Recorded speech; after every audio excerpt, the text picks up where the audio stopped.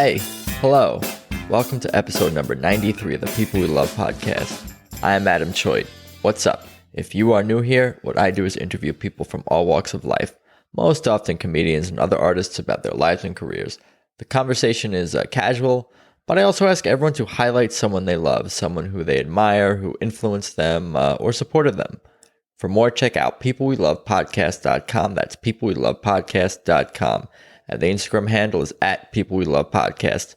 And I'm on Instagram and Twitter as well, at Adam Choit, if you want to follow me. And please remember to tap subscribe or follow on whatever platform you listen to podcasts on. And of course, positive reviews on iTunes are greatly appreciated as well. So, today's guest is comedian Vinny Fasline. Growing up in Youngstown, Ohio, then Pittsburgh, PA, he was always a silly kid who loved sports. But when he was 13, doctors found he had a brain tumor. Vinny is doing okay today, but those years were not so much fun for him.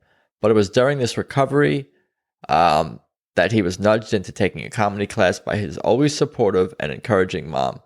And although the rest is a journey, it's also kind of history, as they say. We talk sports, comedy, Will Smith, some medical stuff, family, and of course, mom. Let's just get started. Here's Vinny Fasline. So it's good to see you today, Vinny Fasline. Thank you for joining me on the Zoom. I appreciate it. Yeah, man. Thanks for having me on. Oh, for sure. How are you holding up during this super fun 2020? Yeah, it's been a roller coaster. I've definitely had a lot of, like the rest of us, had a lot of down moments. I think the beginning of the year was, starting after March, it was pretty tough. I live alone. Thankfully, I have a dog, but it was tough, not doing stand-up and doing stand-up for 10 years. So it was tough to not, and doing it like almost every day. And not being able to do it for many months is like really tough. And then just not being able to do anything and not feeling creative juices flowing or, it was really tough, but I'm starting to feel, some small shows are opening back up. I'm working on some shows, TV show pitches, and I just feel like it's starting to change a little bit, so. Yeah, I got two follow-up questions. What's your dog's name again? Because I did see your dog coming in and out. Where'd he go? That's a bag. Yeah, that's a bag. Look, it's just, look similar. Look dark. Bubba, he looks like a bag of clothes. That's good. Yeah, Bubba, right here. He's 2 years old. He's my life, dude. He's fucking awesome. And have you done any? That's cool. And have you done any? Did you do any of the Zoom shows or anything like that? Like during the honestly, I turned down a lot of those ones because it just isn't the same. I wasn't in a good mental place, let alone like it's not something I would enjoy. So I just didn't do it. But I did one with Michael Rappaport for Flappers Burbank like festival, but we didn't even do stand up. We just kind of, me and Mike did Q&As, but that was the only one I did. Yeah, you can't do stand-up. I mean, it just seems like an impossible stand-up comedy specifically. You can do panels and games. I know a lot of people playing interactive games and things like that, or something like that. But play readings or script readings, I think I've seen people do in entertainment. But yeah, just stand-up comedy. It's just not conducive to the Zoom or whatever. Not the same. You need the live energy. You need the immediate gratification of laughs. The timing is very important. It's not the same. No, you are right. But why don't we get into it? And you could tell me about the early days and growing up. And you're from the East Coast, right? And you could tell me about what your maybe earliest memories are. Even I ask everyone, pre-kindergarten, does anything jump out at you? People are like, yeah, when I was 1 year old, when I was 2 years old. But I'll kind of give you the floor a little bit here. All right. Let's see. Well, when I was a kid, earliest memories are, I was born in Youngstown, Ohio. My dad's side's all from there. My mom's side's from New Jersey, South Jersey area, but I was born in Ohio. I loved doing impressions. I would do like Steve Urkel impressions as a kid, Jim Carrey impressions as a kid. So I always liked being a silly kid. And years later, when I was 15, I moved to Pittsburgh with my mom when my parents divorced. And then, I had a brain tumor in 2000, so I wasn't able to play sports anymore. So I started trying other things, and stand-up comedy was one of them. How old were you when? I'm sorry to hear that. Oh, it's That all must have good. been Yeah, no hard. worries. We could talk about as much of that or as little of that as you want. But how Sure. old were you when that all the medical stuff all kind of I was happened? 13, going on 14 years old, so it's a pretty young age. Yeah, so you were still in Ohio I was at still in Ohio, and I was going through a lot too in Pittsburgh because I had to do a lot of follow-ups and stuff like that. So, right. Yeah, let's go back to Ohio a little bit. You remember I mean you said you were into sports and stuff like that. What kind of like student were you? Do you have siblings growing up? yeah, I had identical twin sisters growing up. Wow. Still do, yeah. And yeah, we didn't get along when we were kids for sure.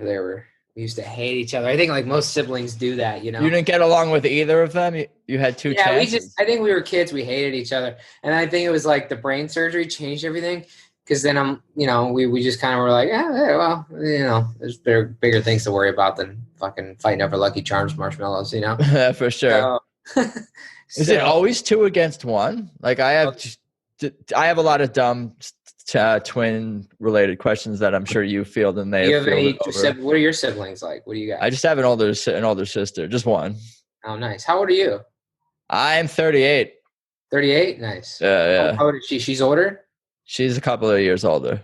Nice. Yeah. Yeah, I so got older. I was Irish like, twins.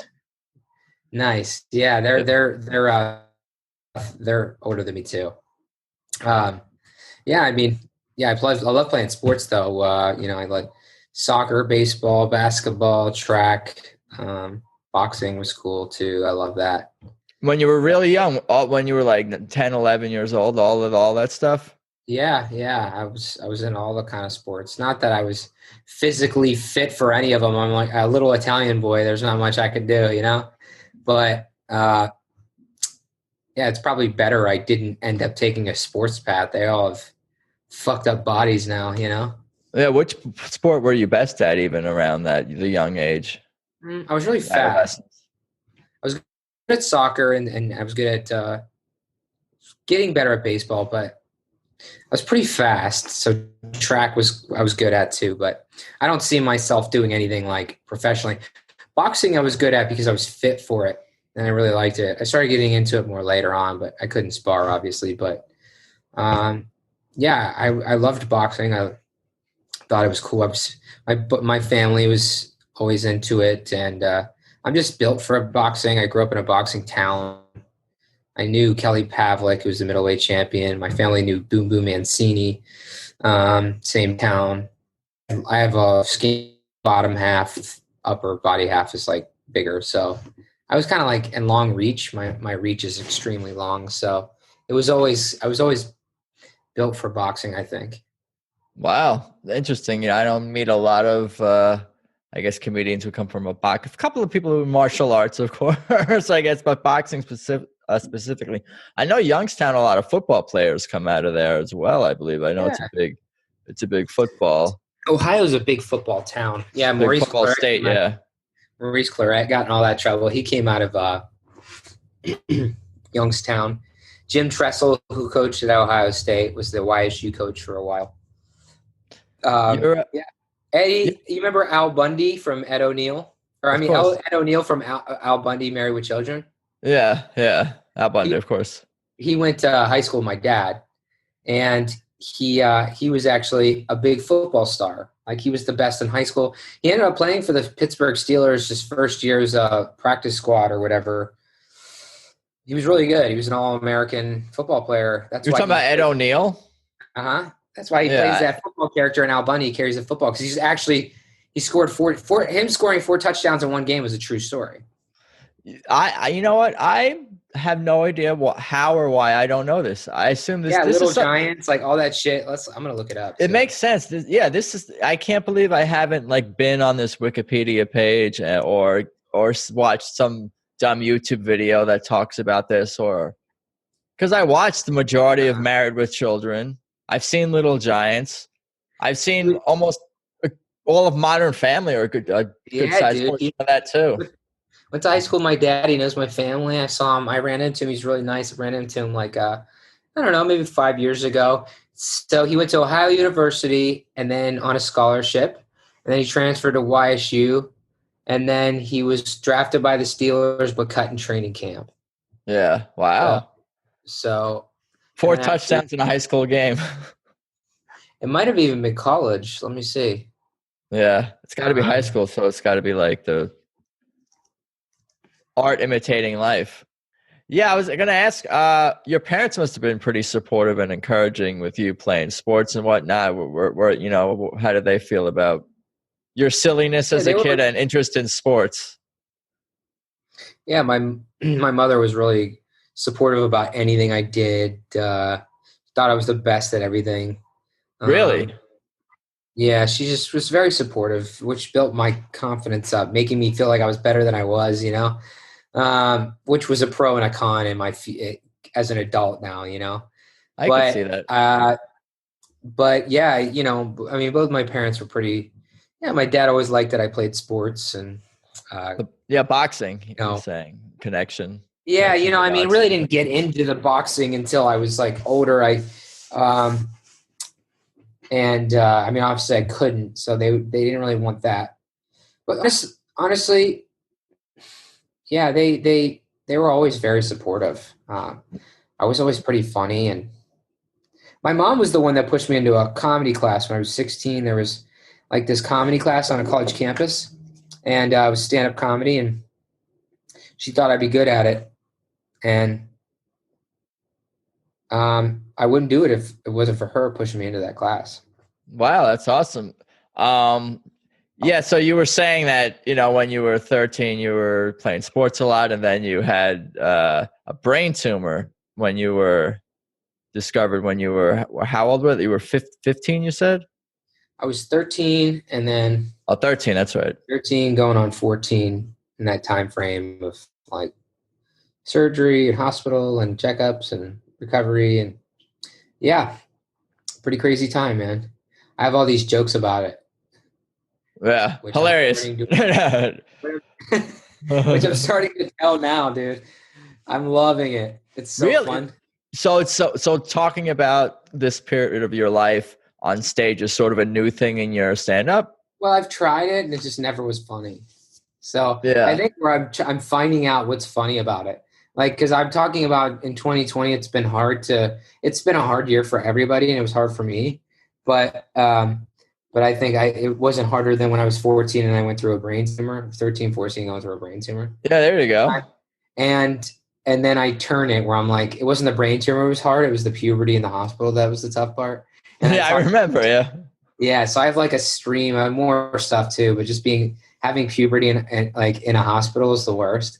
I have so much stuff there. I just think it's so funny. Like, Yeah. Well, it helps you process, I'm sure, that with, talking about it on stage and whatnot. But you're okay. Are you? I mean, how what's up? yeah, I'm good. I actually just met my neurologist like 2 days ago, and I'm good. Yeah. You just have to get like periodic Yeah, every five checkups and things. years. It's sort of, I don't know if it's ironic or not. That's probably not the right word, but my sister went through something very similar, like 3 or 4 years ago, where she had brain tumor, had to get surgery, get it removed, and gone through recovery and doctors and treatments and all this stuff. And She had a brain tumor. she did. How old was your sister?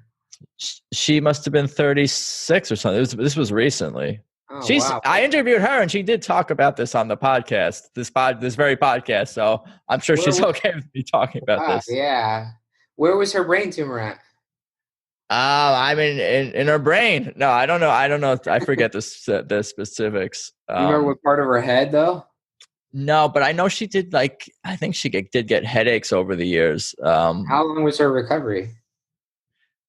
How long was her recovery? I mean, it must have been like a couple of years. I mean, she still had to do like some therapy and whatnot, like, right after, to get back to sort of like normal, or so to speak, because she did have seizures, and that is something that she's still sort of dealing with, but she's okay.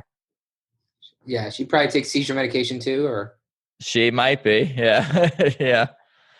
Oh man, what a time. You got to be yeah, grateful and lucky in this life, I guess. Like, yeah, yeah. Trust me, it's the truth. Everyone sweats the small shit, man. That's I'm like, guys, none of it matters. Like nothing matters. That's why I get very upset when people take comedy a little too seriously. You know, it's like when they get offended at a joke, you go, I mean, who cares? It's just, life is too short to get offended over jokes. I don't know. That's just me. is that something you realized? Not just the thing about the jokes, but the whole life's too short and don't sweat the small stuff and all those types of lessons. Is that something you learned right away when you were going through a lot of suffering physically? And it's like, if I get me out of this, I'm going to appreciate everything. Is it that simple, or is Absolutely, it? absolutely. I was It is that very simple. happy, positive, very. I was super grateful for many years. I recently started developing direct depression, anxiety, and all that stuff. Probably a little from the brain trauma affected it, but also you get older and you go, you know, it's just life's tough, and maybe I've chemically imbalanced. I have that, you know, but yeah, and I think comedy messed my brain up a little bit because you know, it just takes away humor, makes it a job, so it makes it a little bit more difficult to enjoy it, you know? Right, because every thought you have and every observation you have, you're wondering, could that be something that I could use for material or something like that? Is that what it is? Every thought or reaction is like, oh, that could be something that might act, or that could is that Yeah. it can cripple you, or Yeah, you can yeah. never escape from it. Yeah, I can't escape. Yeah. Plus, you know, what's funny is misdirection, like the surprise and a joke. But when you understand how that works, it's the surprises don't come as easily anymore. Right. Even when you're seeing That's other what comedians. punchlines, even my favorite comics, I'll see some of the punchlines coming because you kind of hope that that's where it goes. That's why, and if I don't see it, sometimes it's super funny, or sometimes I go, "Oh man, that's what that makes sense." Like, damn, I wish I would have thought of something similar. That makes Yeah. complete sense. So, yeah, it's crazy, man. The comedy, yeah, I'm in the sweet spot, like, because I'm like not a comedian, stand up comedian, as I was telling you, but I just love it, love the art form, love watching it. I'm interested in like the ins and outs and of how the craft itself and behind the scene. I'm just very interested in it. But as someone who's not a Where, comedian, I can't predict all the punchlines and whatnot, so I don't get taken out yeah, of the it's moment as easily. stay with that as long as you can. I'll try. Where are you from? Where are you from? I forgot to ask you. I'm from New York. I'm from Long Island originally, Oh, Long Island. but I've been in Nice, LA a long time. nice, nice. I should be more successful than I am, That's considering what how we all long I've say, been here. brother. Oh, good. So it's not just me. Yeah, we all think we should be more successful. We all can be if we just keep going, you know. Just gotta appreciate the journey, I guess they say. Yeah, and you seem to think about that idea more right away as soon as you were dealing with all the medical issues. And is that something that was kind of, how long were you in treatment and recovery? For a few years, you said, kind of thing? Yeah, it took me a while to get back to. I mean, over months, I started gaining all my, coordination and everything back, and but as far as like getting back on track is, yeah, but I mean, over years of tests and seizures and stuff, eventually, yeah, all You turned get around, there. baby. Here I am, dude. Yeah. Well, I'm happy for you and happy to hear that. And that's great for sure. Tell me more about I guess the timeline of like, and also like some of the biggest challenges of what you were going through at that time of your life, and where I guess taking that comedy class fit into that, and like how that helped you. I'll kind of let you tell me like, a little more about that part of your life. Yeah, my mom, when she pushed me into that class, I wasn't even old enough. You had to be 18 to get in. We lied about my age. And then they figured it out and she just came with me. They let me stay. And That's awesome. it was awesome. It was really fun. And the final of the class was we had to go to Rex Theater and perform. And yeah, I was awful. It was not funny at all. It's just how it is. It was so bad. My early stand up, oh God, it was just so bad. But That's everyone. That's almost everyone but Jerry Seinfeld or something like that? everybody was bad when they first started. Like anybody Yeah. that says that they weren't is just, I don't know if I agree with that. I think there's most people that will admit even the best of the best took 10 years and to really find their voice. So it's been a journey itself. I enjoyed it. I loved stand up. Once I really started getting into it, I started after college realistically. So I went to college, and then after college, I was like, let's jump into this. And I was getting in opening for people that came through the Pittsburgh Improv. Wow. But before that, what were you in like high school age? What did you what kind of kid were you? What kind of grades are you getting? What did you think you would be pursuing, be it college, professional, or otherwise? Like, where were you at in like high school aged? What did I think I would be doing? Yeah. What did you think you would be doing? And what kind of kid were you? What were you into? Yeah, I went to college for business, and I did get a job out of college, marketing for a construction company. And then when I moved out here, I found a job like that out here. I still do it for them part time, consulting for them. I stopped doing it full time when I started touring. But But in high school, that's what you thought you would be. You thought in you'd do high some kind school, of business, marketing, something or other. That's kind of what I always you're. thought I'd maybe be an actor. I always wanted to be an actor and all that stuff. And then when I started stand up, I go, I could be a stand up. But I played it safe. I went to school. I didn't really think of it realistically. I went to high school. I mean, I went to college, and I didn't really do it in college. I was enjoying myself. I was studying and I was, having fun. And What school? it was called IUP. It's in Pennsylvania. And it's a D2 school, big party school, decent in business. Um, and, yeah, and I had a good time. But after college, I was like, man, I should really dive back into this comedy thing.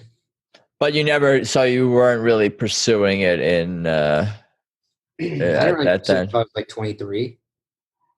Were you always watching like movies and stand-up comedy and SNL and those kinds of things like all throughout growing up and into college? Like, what were you into? I know you did say Jim Carrey and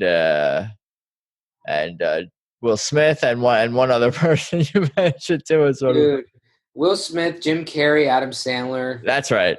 Robin Williams, Dave Chappelle. Those are like my five inspirations. Yeah, that's right from my generation for sure. Yeah, I dude. mean, Robin Williams is a lot of generations, especially, and these people, now they're cover more than one generation. But like for us, I think of them. Those guys are my inspiration. Those are all my five there, I would say, are my big ones. That's you know, I've taken humor in from them and that's process it as that's what's like. Because Will Smith was funny as fuck in Fresh Prince of Bel-Air, dude. Yeah, He was hilarious. Like just incredible. Really, really incredible.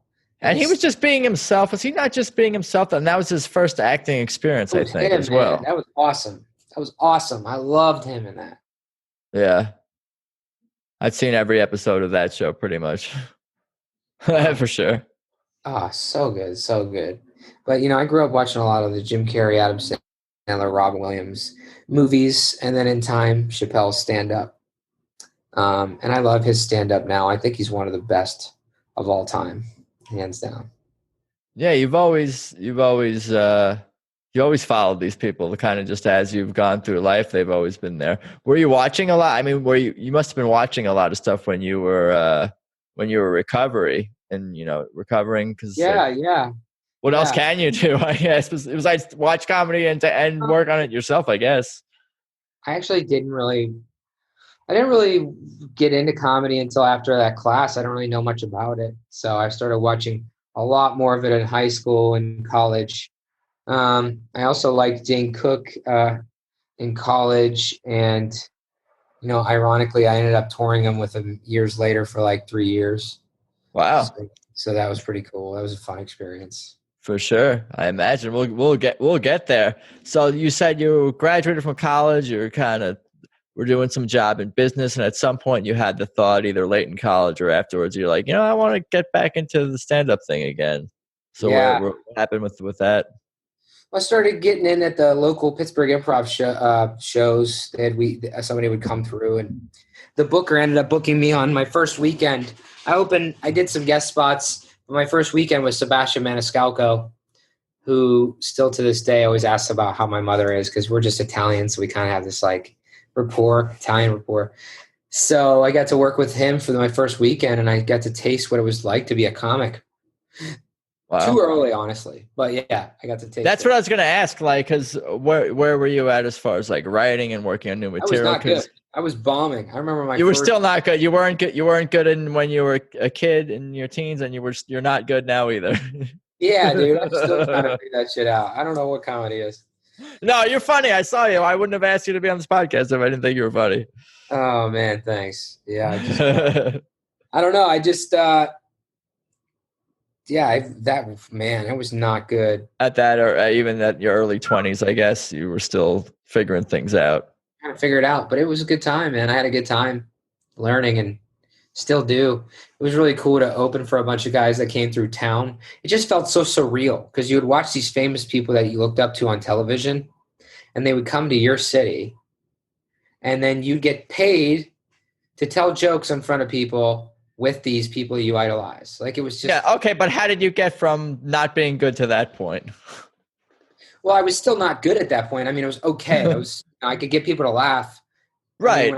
But I good enough to be chosen to open for... Yeah, for and names. A lot of the guys don't travel with their own guys, so they hire locals. And then the booker got to decide who were the best locals, and I was put in that mix of some of the best locals. So I got to open for random people here and there. But that being said, you get to open for them, and it was really surreal and cool. And eventually you reach a peak where you're like, you got to get further. So you got to choose whether you want to go to New York or Los Angeles and really dive into stand-up. And what did you do? Moved here. Here's LA. And what year was that? 2012. And what was that like when you landed? Like what? Oh man, where did we go from there? What was the early days like in LA? Hustling, dude. Working a full-time job. At night I had stand-up, going to open mics, changing out of my dress clothes to hurry up and do open mics. At fucking vegan cafes or comedy clubs. And the nights that I didn't go up, I would hang at comedy clubs, get to know comedians, get to know the bookers, the clubs. Eventually the Hollywood Improv gave me a chance to run my own show there. I did have help at the Comedy Store. My friend Tony Hinchcliffe, we grew up together in Youngstown, so he helped me get into the Comedy Store a little bit. That's cool. And just hanging and getting to know people. And yeah, man, it was exhausting. I bet. What did your mom think about you now? Because you said you were also kind of like working during the day. What was your day job at this time or whatever when you? Yeah, so I had to build relationships with people, and which I still do. I just don't do it as much anymore. But yeah, every day I actually was the manager of a marketing team. So there was like 4 reps, and I had to help them manage, how they do their sales, and also do my own sales, and just build relationships with property management companies or insurance companies, and try to get natural disaster restoration jobs from like fire or water damage in a building or a home. And then their construction company would fix it and get paid by the insurance companies. So I was managing people and stuff like that. But then I started touring with Drew Lynch and Dane Cook, and then I was never around. So they put me on like a commission-based job. Dude, that's awesome. It sounds like you ascended fast. Where I was kind of going was like, what did your mom think when you decided to make comedy like something you're seriously pursuing? She's like, oh, what did I get? What did I encourage? My parents didn't want me to. My mom still believed in me. My mom just didn't want me to move away because she didn't want me to move away. Sure. But and my dad, was supportive of me trying my arts and stuff like that. I don't think they thought. My mom believed me so much and was super supportive. But I even remember and she had me fully convinced. But I even remember the first arena I ever did with Dane. We were both back in the green room, and it was just crazy. It was just, I remember going to an arena to watch Dane, so it was crazy to perform. These were arena shows you were doing with him at the time. He's still doing them here and there, like some of them. So anyways, I did this, and we're backstage, and I go, Mom, did you ever imagine this happening? Like, ever, this being? She just crying, laughing, like, no. Like, didn't think it would go this, like, couldn't imagine it. I didn't imagine it either. So, but that's cool to have that experience, and considering everything you've been through. I mean, again, like, you must really appreciate everything, like, for sure, like, or be trying to. Yeah, I'm super grateful, man. I just want to level up. I want people to know me for me, and I open for a lot of guys, and I want to eventually get to a different place in my career where people can look at me as my own. Sure. Like you said, you couldn't give attention, more to the marketing thing because you ended up going on tour. Like, again, that sounds like you ascended pretty quickly to be able to have the, even that opportunity. Like, how quickly after moving to LA, or, were you already hitting the road? A year and a half, something longer? I was 3 years into stand up before I moved out here. And also I was probably ahead of some of the LA comics that started here, because when you start in Pittsburgh, the stage time, right, like open mics, you can get 10, 20 minutes. You will never get that in LA. You're lucky to get 3 to 5, Right. Yeah, true. So I got to get a lot of stage time and experience out there. Then I came out here, and I got opportunity at the Hollywood Improv to do a couple of shows, and then they gave me the opportunity to run my own. So I started running my own, producing it, booking the comics. I asked all the biggest names, and I said, hey, I have a show at the Improv. It's just stand up, just come do it. And, we all that's how I got to know everybody. I had Chappelle on my show. I mean, that's awesome. Wow. Bill Burr, the biggest names of comedy, they were all on my show at one point. Do you get starstruck dealing with any of these people, or interacting with them, seeing them, meeting them? Not anymore. Maybe in the beginning I did, but not anymore. Yeah. You're just used to it. It's just work. You just do what you have to do. It would be cool to meet Will Smith. I wouldn't say I would be starstruck, but I would be like, dude, I've always loved your, cause I've met Adam Sandler a couple times, and I work with David Spade and Nick Swartzen. So, pretty fair amount, talk to them still. So, I've touched into that world, but, I think Will Smith would be, never met him. I think it'd be cool to be like, dude, you inspired me comedically, so. What else is it about him maybe that particularly inspires you? Even if it's about something about you saw in Fresh Prince, or his acting, or something. Physically, he's physically. First of all, I grew up in a town that was white and black. There wasn't many other, ethnicities.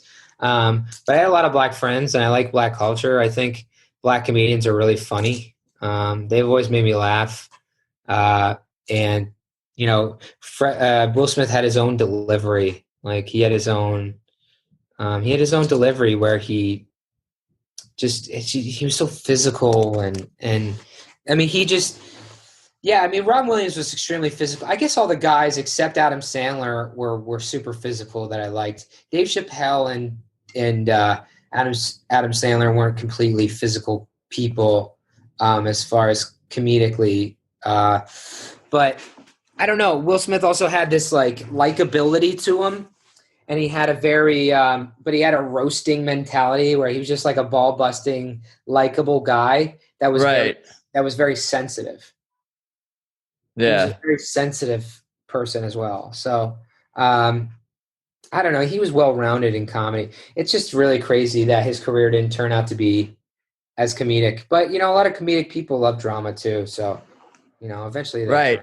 Well, he did do some comedy movies, but yeah, never like super duper, I guess, heavy on the comedic side afterwards. But people want to take on different challenges and different roles and whatnot.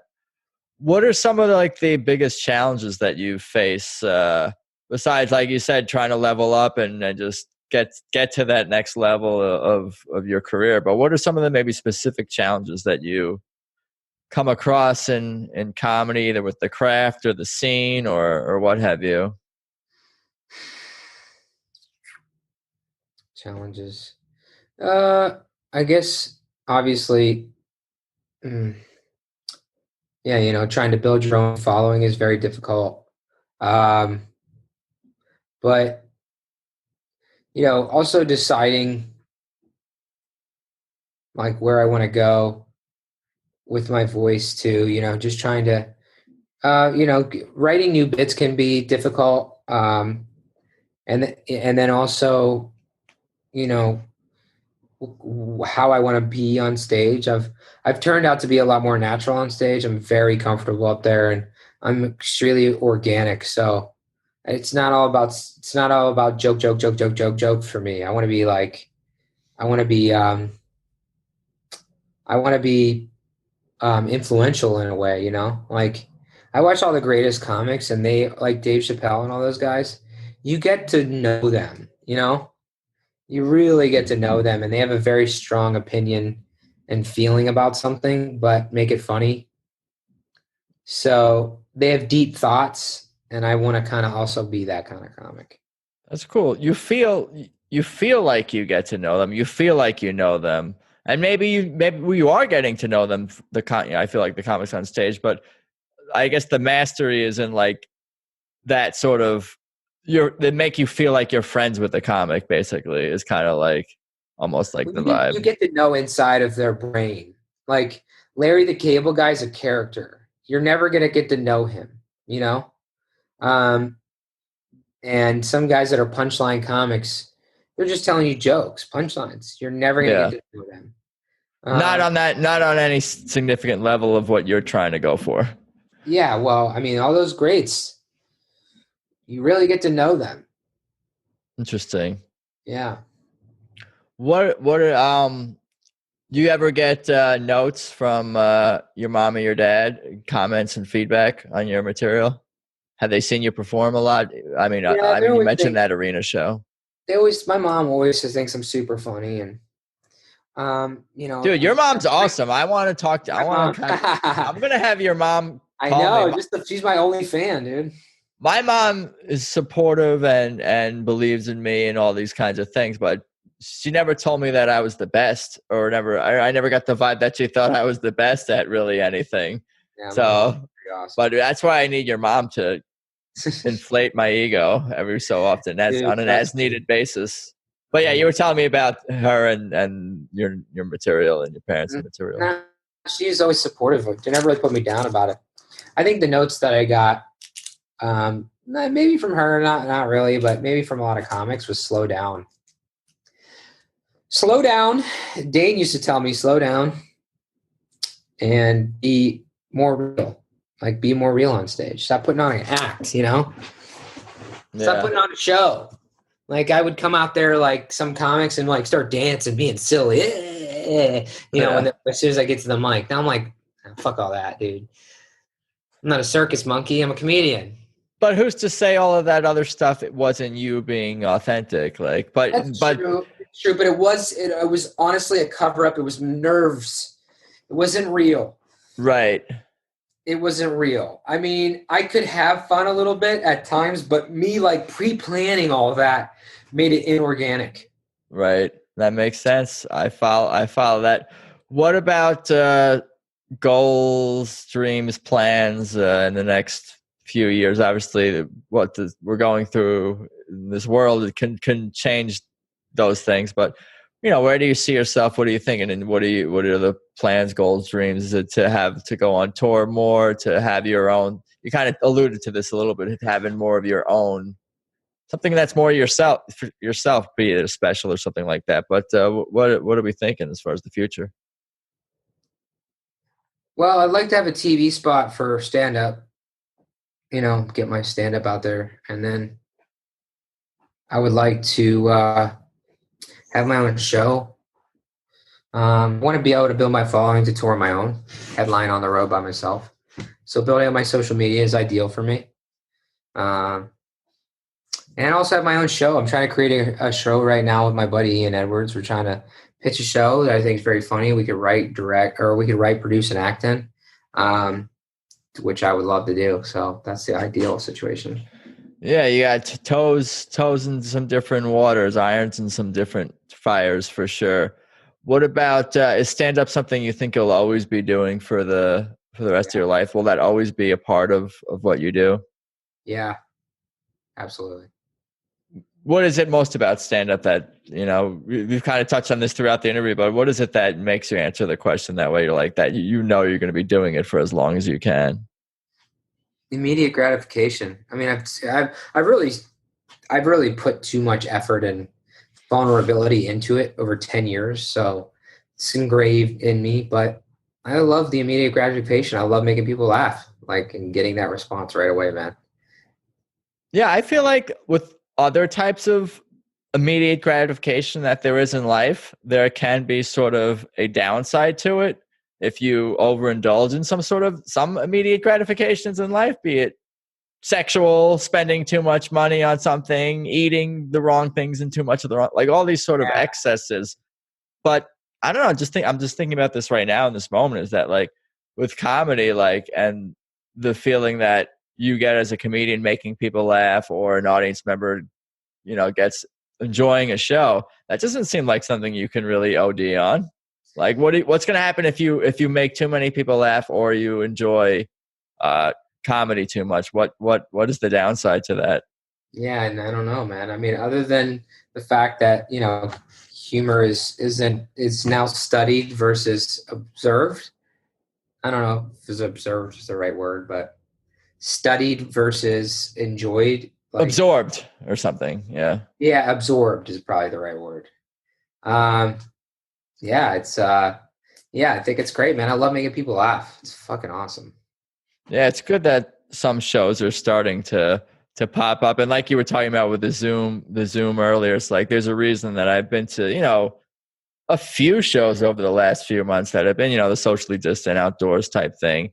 But I have not attended any Zoom comedy shows, and there's probably a reason for that. It makes everything harder. Even podcasting, we can't feed off of each other's energies, and Yeah. in their reaction times, everything's different. It's tough. It's way different. I've done a few Zoom podcasts versus regular ones, and they're different. So, but hopefully next year everything's kind of back to normal-ish. That'd be awesome. Yeah, we'll see. But on that note, I'll let you tell people where they can find you, follow you, talk about anything else you're working on, anything else you want to talk about, anything else I didn't cover. I'll kind of give you the floor to do your thing.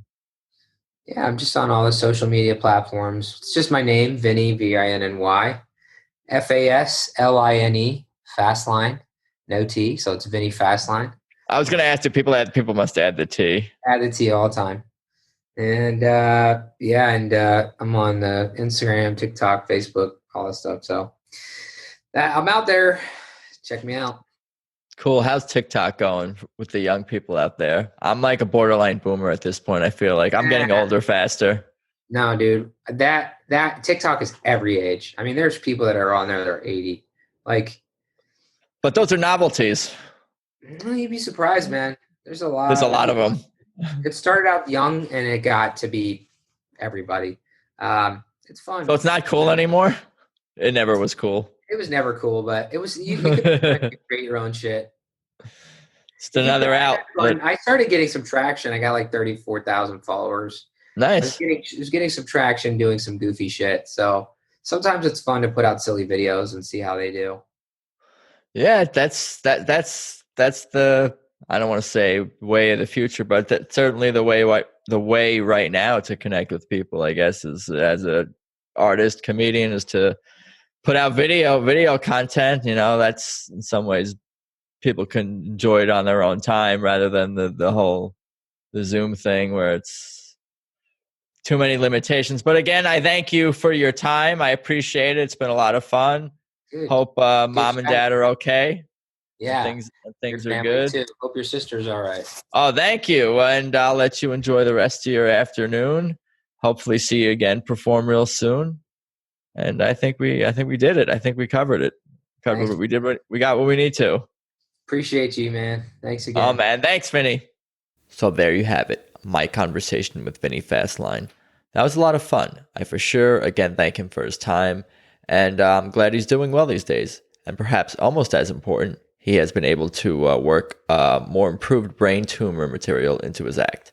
Anyway, for everything about this show, of course, head to peoplewelovepodcast.com. That's at People We Love Podcast on Instagram. And I'm at Adam Choid on Instagram and Twitter. And I think that's about all I got for today. I appreciate you guys listening. Thanks as always, and let's talk soon. Peace.